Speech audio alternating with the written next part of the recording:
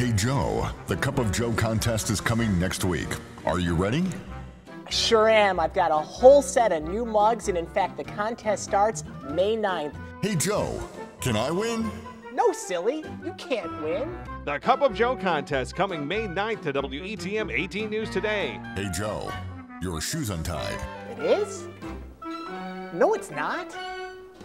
See what I have to deal with every morning? New York Yankees baseball is brought to you locally by Simmons Rockwell GMC. Health Tips is brought to you by St. Joseph's Hospital and Arnott Health. Because they've come to this hotel, which is the Ritz in Madrid, and one of the finest hotels, not only in Europe, but in the world. And this gentleman is the general manager of the hotel, Anton, how do you pronounce your last name? Kuhn. Kuhn. He's Swiss, and of course the Swiss are the best hoteliers.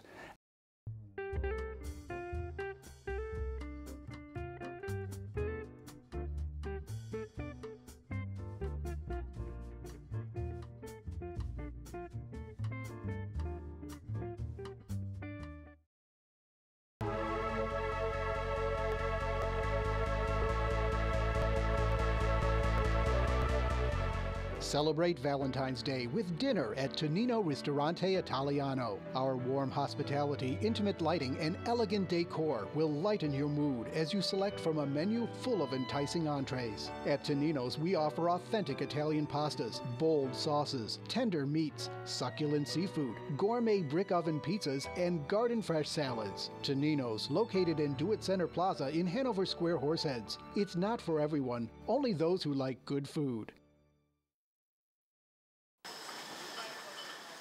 U.S. Senator Charles Schumer toured Ithaca Brewery. It's a company that started just over a decade ago and has now increased to 7 states and employs 23 people. Senator Schumer is looking at ways to help small beer makers like this one by cutting taxes. Right now, breweries pay $7 of excise tax for every barrel they brew. Schumer wants that cut in half. News that is welcomed by Ithaca Brewery's owner Dan Mitchell because it could mean $35,000 he could reinvest in his company. That's 1 to 2 more people that we can hire. That's more marketing dollars that we can put behind our brand. Things like that. It allows us to take the money and put it back into the company. Senator Schumer says across the Empire State, the beer industry employs 60,000 people. But it's not only about the jobs. He hopes this bill will help revitalize downtown communities by companies expanding and having more to offer. Even the smaller breweries are on board. Edward Sam Chisholm operates Horseheads Brewing. Even though he only produces 7,000 barrels, he says this bill could make a difference for his company. Any savings is beneficial.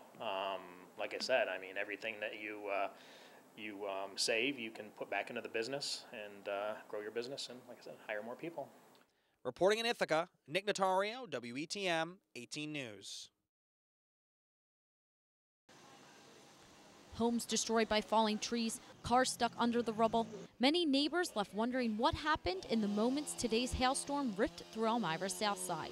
When I pulled up, I could not believe the number of trees that were down and everything else, the houses that have been damaged down the street. The power lines have been damaged. It was real nice out, and then it got a little cloudy. We got a little bit of rain, and all of a sudden some pieces of ice started coming down, and the wind started whipping, and it was going vertical, and next thing you know, the sign's down.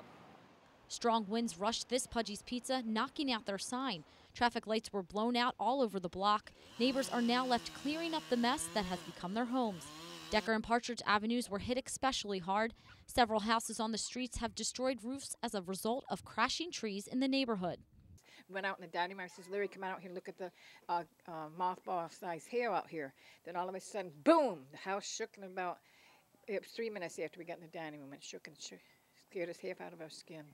But amid all the worry and warnings of future storms, neighbors agree the most important thing is they are all safe. It's because you always replace the tree, but you can't replace the person. Only took 10 minutes to come through here and did a lot of damage to the houses. Not everyone has a fancy cellar to make sure their favorite bottle of wine is being kept at the right temperature. But the owner of Glenora Wine Cellars, Gene Pierce, says knowing what temperature to store and serve red and white wines is important to make sure that glass you pour will be worth it. The best temperature to store all wines is 55 degrees. That's the best temperature to actually store the wines for longevity. Using Fahrenheit, Pierce says red wines should be served in the high 50s. Anywhere from 58 to 62, depending on the variety of the wine. And basically, if you stay around 60, you're pretty safe with that. The flavor that people perceive, or the aroma, comes through the nose. And if you get a wine that's a red wine that's too cold, well, then you're not going to pick up those neat flavors. White, on the other hand, would be served at a temperature of somewhere around 45 on up to, again, the low 50s. But there are some exceptions when you're serving a white. Sparkling wine, we like to serve that. That's a champagne, a little bit cooler, sometimes around 43, 44. And then ice wines are best served at around 40 degrees. Lastly, Pierce says, asking for an ice bucket at a restaurant for your red wine is not socially inappropriate as some perceive. He says room temperatures may vary, thus causing especially red wines to be warmer than desired. So chilling a bottle will only make that glass more pleasant for your palate. In Dundee, Naveen Dhaliwal, WETM 18 News.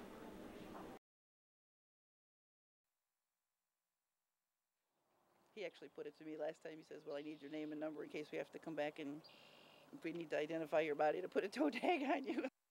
Carla Kern is a resident of Cannon Hole, a small neighborhood prone to flooding in the town of Barton in Tioga County. Carla was asked to evacuate her home back in 2006 when the area became heavily flooded. She refused and says she will never leave her pride and joy. I'd rather stay and see what damage happens a little bit at a time, or try to prevent as much as you can too, because if you're here you can still move a few more things, you know. Carla is one of many Cannon Hole neighbors who see their backyards and basements flood several times a year. Her neighbor, Harry Babcock, has lost 2 homes in previous floods, but he insists he can handle whatever Mother Nature throws his way, especially with his new flood-proof home. We put it up on blocks high enough so hopefully I don't never have to see water.